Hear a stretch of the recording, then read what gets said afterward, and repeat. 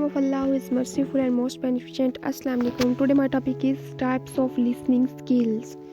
Types of listening skill. There are 4 types of listening skills are given as appreciative listening, comprehensive listening, emphatic listening and critical reading. Critical listening जो appreciative है इसको appreciative भी पढ़ा जाता है और comprehensive को कॉम्प्रिहेंसिव भी और कॉम्प्रिहेंसिव दोनों तरीक़ों से इसको प्रोनाउंस किया जाता है। नेक्स्ट हम स्टार्ट करते हैं अपनी फर्स्ट टाइप से appreciative listening. Appreciative listening is a type of listening behaviour where the listener seeks certain information which they will appreciate it and meet goals of the speaker। Means उसके appreciative listening के लिए ये है कि आपने किसी को अप्रिशिएट करना है तो उसकी बातें सुन के ही करेंगे ना, उसके व्यूज़ को। तो इसके लिए हमें अटेंटिव होकर बैठना पड़ता है। लिसनर सीक्स ग्रेट इन्फॉर्मेशन, बहुत ज़्यादा अटेंटिव होकर बैठे आप और उसको सुने जो आपको बता रहा है कि उसके गोल्स क्या हैं, फिर लास्ट में उसकी अप्रिसिएशन करें। और आप ये सुन इसलिए रहे हैं ताकि आपको एंड में उसकी तारीफ़ करने से बताना है कि तुमने कहा क्या है। तो इसके लिए आपको अटेंटिव होकर बैठना बहुत ज़्यादा ज़रूरी है। Appreciative listening when you listen for appreciation you are listening for enjoyment, या फिर आप इसलिए सुन रहे हैं कि किसी की मीन्स हौसला अफजाई के लिए सुन रहे हैं या जस्ट अपनी एंजॉयमेंट के लिए सुन रहे हैं। जैसे हम लोग म्यूज़िक वगैरह सुनते हैं तो वो हमारा अपना एंजॉयमेंट के लिए होता है, वो भी अप्रिशिएटिव लिसनिंग में आता है। Examples of appreciative listening, best examples of appreciative listening are given as below. One uses appreciative listening when listening to music, poetry or the steering words of a speech. Means उसके music आ जाता है, इसमें poetry आता है। Music हम अपने enjoyment के लिए सुनते हैं, पोइट्री भी हम अपने इन्जॉयमेंट के लिए करते हैं, लेकिन जो राइटर ने लिखा होता है लास्ट में हम उसके ऊपर अप्रिशिएटिव कमेंट लाजमी देते हैं कि इसने बहुत अच्छा ये सॉन्ग या पोइट्री इसने बहुत अच्छी लिखी है। अप्रिशिएटिव लिसनिंग में आ जाता है वो चीज़। नेक्स्ट हमारे पास है इसकी दूसरी type comprehensive listening. Comprehensive listening involves understanding the message और message that are being communicative और कंप्लीटेड भी होना चाहिए। कॉम्प्रिहेंसिव में ये है कि आपको जो मैसेज दे रहा है ना स्पीकर वो आपको अच्छे तरीके से समझ आ जाए, कंप्लीटली आ, जिसमें कोई डाउट ना हो। जैसे स्पीकर बोल रहा है तो हमें नहीं पता होता कि वो क्या बोल रहा है, लेकिन कॉम्प्रिहेंसिव लिसनिंग में ये है कि आपके दोनों कान खुले हुए हों उस टाइम और आपको पता हो कि जो स्पीकर है वो कह क्या रहा है, मैसेज उसका पूरी तरह से जैसे वो आपको दे रहा है आप बिल्कुल उसको डाइजेस्ट करते जाएँ। In order to be able to use comprehensive listening and therefore gain understanding, the listener first needs appropriate। नीचे ये 2 स्किल्स का नाम लिखा गया है जो कि आपको कॉम्प्रिहेंसिव लिसनिंग के लिए बहुत ज़्यादा ज़रूरी है, क्योंकि हमें जो स्पीकर है उसका फुल मैसेज अपने आप में इंजेस्ट करना है, डाइजेस्ट करना है, या आप कह लें बस हज़म करना है। उसके मैसेज को हमने बिल्कुल अपने ऊपर अप्लाई कर लेना है। हमें समझ आना चाहिए एक एक वर्ड, जिसके लिए ये 2 पॉइंट्स बहुत ज़रूरी हैं। एक वोकैबलरी, हमारे पास वोकैबलरी का स्टोरेज होना चाहिए ताकि जो वो वर्ड वो बोल रहा है स्पीकर वो हमें समझ तो आए कम्प्लीटली। ऐसा ना हो कि वो किसी और लैंग्वेज में कर रहा हो, हम वो वाली स्पीच सुने तो हमें क्या समझ आएगा, तो हमारे काम की बात नहीं होती। लैंग्वेज स्किल्स फॉर एग्ज़ाम्पल ये होता है कि इसमें लैंग्वेज का आपको आनी चाहिए। जैसे तुर्किश लैंग्वेज है, आजकल हम जब ड्रामा देखते हैं, आर्टरो ड्रामा चल रहा है ना, तो उसमें जब हम देख रहे थे वो हमारे पास कॉम्प्रिहेंसिव लिसनिंग में नहीं आता। वो हम बस जस्ट ऐसे इंजॉयमेंट के लिए देख रहे हैं तो, लेकिन कॉम्प्रिहेंसिव लिसनिंग नहीं आता क्योंकि उसकी लैंग्वेज हमें समझ नहीं आती। तो वो एक और टाइप की लिसनिंग है, लेकिन एज एग्जांपल हम इसको यहाँ पे यूज़ करें कि वो हमारे लिए, क्योंकि उसकी वोकैबलरी हमारे पास नहीं है, वो टर्किश लैंग्वेज है, वो चेंज है। और एक तो वोकैबलरी नहीं है हमारे पास उस ड्रामे की, और दूसरी है कि उसके पास लैंग्वेज स्किल्स नहीं है, तो वो कॉम्प्रिहेंसिव लिसनिंग में नहीं आता। आई होप इस एग्जांपल से आपको बहुत कुछ क्लियर हो गया होगा कॉम्प्रिहेंसिव लिसनिंग के रिलेटेड।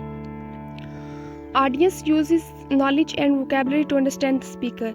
देखिए ये बात आ गई, ऑडियंस जो होता है वो नॉलेज और वोकैबलरी को यूज़ करके ही कॉम्प्रिहेंसिव लिसनिंग कर सकता है। जैसे कुछ लोगों ने टर्किश लैंग्वेज सीखना स्टार्ट कर दिया ताकि वो उस ड्रामे की जो लिसनिंग करते हैं वो कॉम्प्रिहेंसिव कर सकें।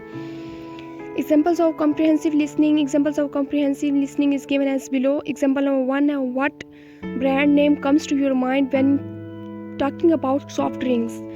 As usually पाकिस्तान में सिर्फ 2 सॉफ्ट ड्रिंक्स हैं जो कि बहुत ज़्यादा चलते हैं, Coca Cola and Pepsi.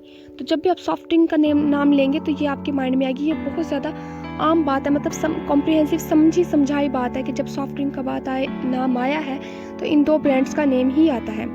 Discussion between teachers and students जो होती है वो भी कॉम्प्रिहेंसिव होती है, क्योंकि टीचर्स जो लैंग्वेज यूज़ करता है वो स्टूडेंट्स को समझ आती है। और टीचर के पास जो वोकैबुलरी का स्टोरेज होता है वो स्टूडेंट्स को वो टीचर पहले ही दे चुका होता है। तो इसलिए दोनों के दरमियान कॉम्प्रिहेंसिव लिसनिंग का एक ब्रिज बन जाता है कि टीचर जो वर्ड्स अटर्स कर रहा है स्टूडेंट्स उनको इंजेस्ट करते जा रहे हैं। नेक्स्ट हमारे पास है थर्ड टाइप, एम्फेटिक लिसनिंग। ये लिसनिंग सबसे डिफरेंट है। Emphatic listening is a structured listening and questioning technique that allows you to develop and enhance relationship with a stronger understanding of what is being conveyed।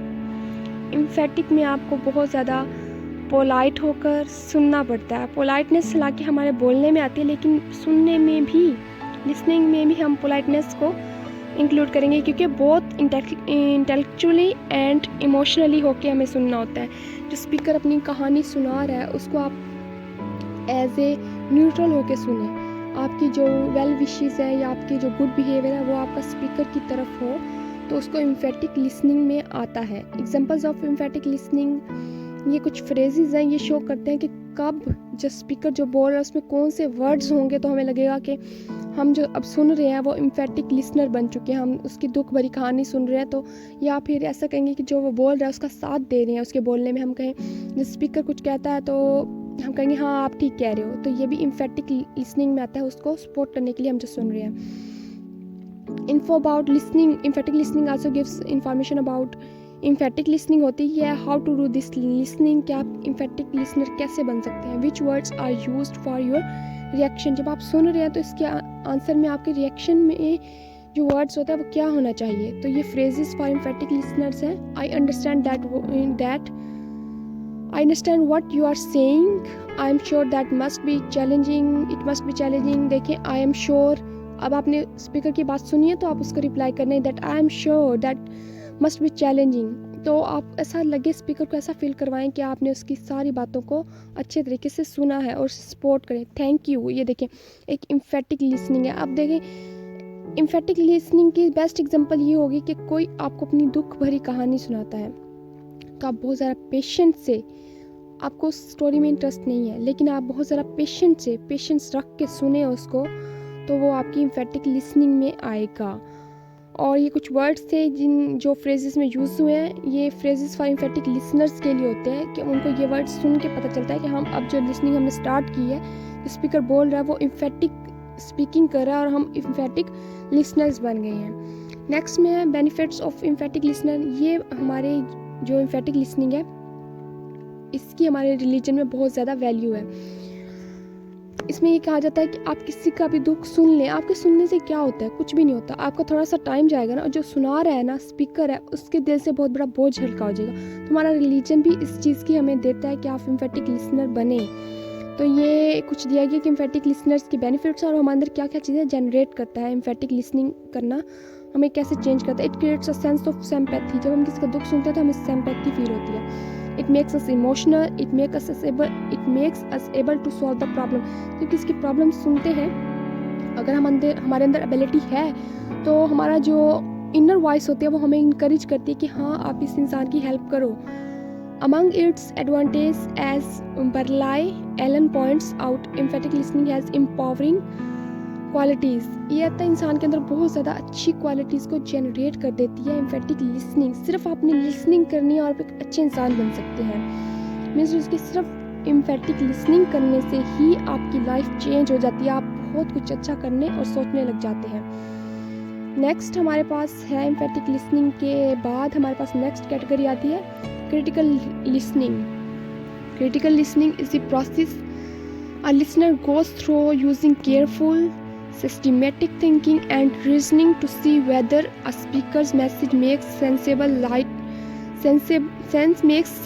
light of factual evidence। Means कि जब critical listening कर रहे हैं तो आपको पता होता है कि स्पीकर जो बात बोल रहा है वो झूठ है या सच है। फैक्चुअल एविडेंसेस होते हैं आपके माइंड में, और आप केयरफुल लिसनिंग करते हो कि आपको पता है कि क्रिटिकल लिसनिंग कर रहा हूँ तो इसके बाद मुझे क्वेश्चंस तो लाजमी करने हैं और अपने माइंड में आने वाले डाउट्स को भी क्लियर करना है। तो आप बहुत ज़्यादा क्रिटिकल रीडिंग हमने पढ़ा था, क्रिटिकल रीडिंग वो बहुत ज़्यादा डीप था, तो क्रिटिकल लिसनिंग भी बहुत ज़्यादा डीप होकर हमें सुनना पड़ता है कि आखिर हमें कहा क्या जा रहा है।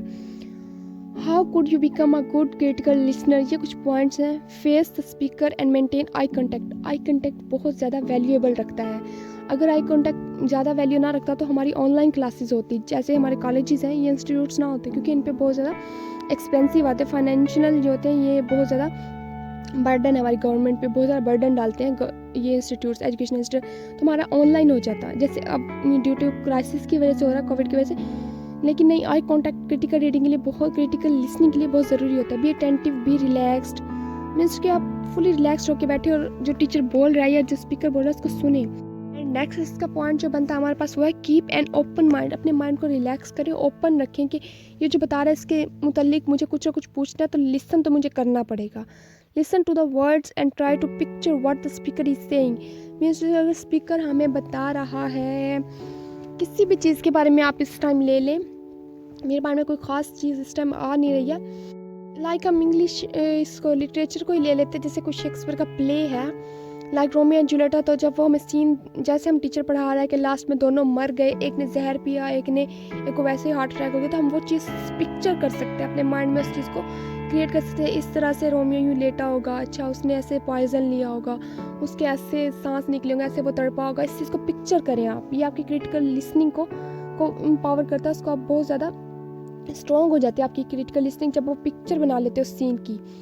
Don't interrupt and don't impose your solutions. आपके पास क्वेश्चंस क्रिएट हो गए, आप उसको खुद से सवाल ना जवाब ना बनाएं। अगर बनाते हैं तो गलत होते हैं। अपने टीचर से कांटेक्ट करें, और टीचर को टीचर कह रही हूँ क्योंकि अक्सर speaking skills as a student होने के, एज ए बीइंग स्टूडेंट, तो हमारी जो क्रिटिकल लिसनिंग है वो टीचर के साथ ही ज़्यादा क्रिएट होती है। लेकिन कहीं पे भी कोई भी स्पीकर हो सकता है जो आपको टीच करे, और आपकी लिसनिंग जो होती है वो क्रिटिकल होती है। Examples of critical listening: staying away from distractions while listening. ऐसी लिसनिंग जिसमें आपकी इर्द गिर्द कोई डिस्ट्रैक्शन वाली चीज़ ना हो, बल्कि आपका फोकस स्पीकर पर हो, वो क्रिटिकल लिसनिंग में आती है। Not judging the other person. जो स्पीकर बोल रहा है उसको आप जज करना छोड़ दें, बल्कि उसके वर्ड्स पे ग्रिप करें। Not asking senseless questions to the speaker. अगर आप क्रिटिकल लिसनर है तो आप यूजलेस क्वेश्चंस कभी भी नहीं करेंगे, क्योंकि आपको पता है जो आप डीपली सुन रहे हैं तो आधे क्वेश्चंस का आंसर तो हमें क्रिटिकल लिसनिंग करने से ही मिल जाता है। Giving honest feedback at the end of the discussion. जब आपने अच्छे तरीके से और क्रिटिकल रीडिंग करते हुए लिसनर को सुना है तो आप ऑटोमेटिकली अपना जो फीडबैक होता है वो एंड में अच्छा ही देंगे, क्योंकि आपको हर चीज़ क्लियर हो जाती है। आज हमने डिस्कस किए हैं जस्ट 4 टाइप्स ऑफ लिसनिंग, और इसी के साथ हमारा टॉपिक ख़त्म होता है। I hope that you understand.